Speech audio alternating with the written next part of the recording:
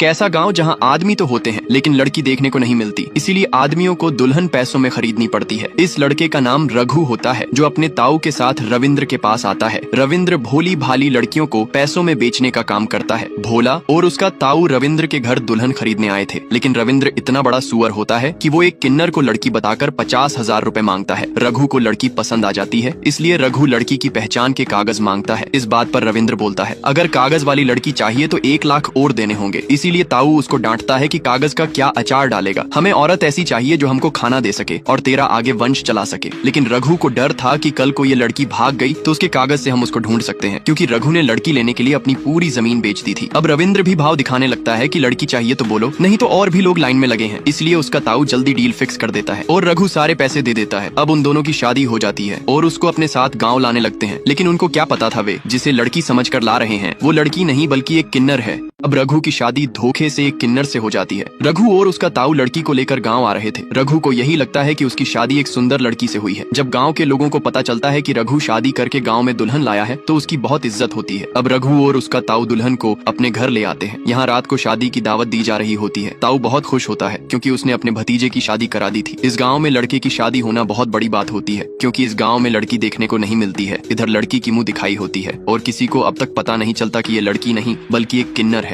अब रात हो जाती है। गांव के सभी आदमी रघु को बेटर परफॉर्मेंस के लिए ज्ञान पेल रहे होते हैं। रघु भी अंदर जाने के लिए एग्जिटेड हो रहा था। रघु का ताऊ उसको अंदर जाने के लिए बोलता है। रघु दुल्हन का घूंघट उठाता है। सबरी उसको बताना चाहती थी, लेकिन रघु लाइट बंद कर देता है और उसको पता चल जाता है कि ये तो एक किन्नर है। अब रघु अपने ताऊ को बताता है कि हम 1 लाख रुपए देकर एक छक्का घर ले आए हैं। ताऊ गुस्से में आकर सबरी को पीटने लगता है। रघु उसको रोकता है कि इसको पीटने से क्या होगा, हमें तो उस रविंद्र ने धोखा दिया है। सबरी उनको बताने की कोशिश करती है, लेकिन ताऊ उसकी नहीं सुनता। सबरी बोलती है, रविंद्र बहुत खतरनाक इंसान है, वो आपको भी नहीं छोड़ेगा। इसलिए रघु और ताऊ सुबह होते ही पुलिस स्टेशन जा रहे होते हैं। गांव का एक आदमी उनको देख लेता है। वो उनको बोलता है कि गांव में दुल्हन लाके तुम दोनों की इज्जत बढ़ गई है, नहीं तो हमारे गांव में लड़की देता ही कौन है। ये बात सुन के ताऊ सोचने लगता है और रघु के साथ पुलिस स्टेशन जा ही रहा था कि ताऊ बोलता है, आज जो गाँव वाले हमारी इज्जत कर रहे हैं वही कल हम पर हंसेंगे कि हम एक किन्नर को दुल्हन बना के घर लाए हैं। अब ताऊ रघु को वापस चलने को बोलता है, लेकिन रघु को अपने 1 लाख की पड़ी थी। ताऊ कहता है, वो तो पुलिस स्टेशन जाके भी नहीं मिलेंगे, अगर गाँव वालों को पता चला तो पूरे गांव में हमारी बेइज्जती होगी। रघु कहता है, तो क्या मैं एक किन्नर के साथ रहूंगा? ताऊ बोलता है, ये बात क्यों सोच रहा है, इतने हम घर जाएंगे वो किन्नर तो घर से भाग चुका होगा। हम गांव में बोल देंगे कि दुल्हन भगोड़ी निकली और उसको घर चलने को बोलता है। रघु उसकी बात मान लेता है और वे घर आने लगते हैं।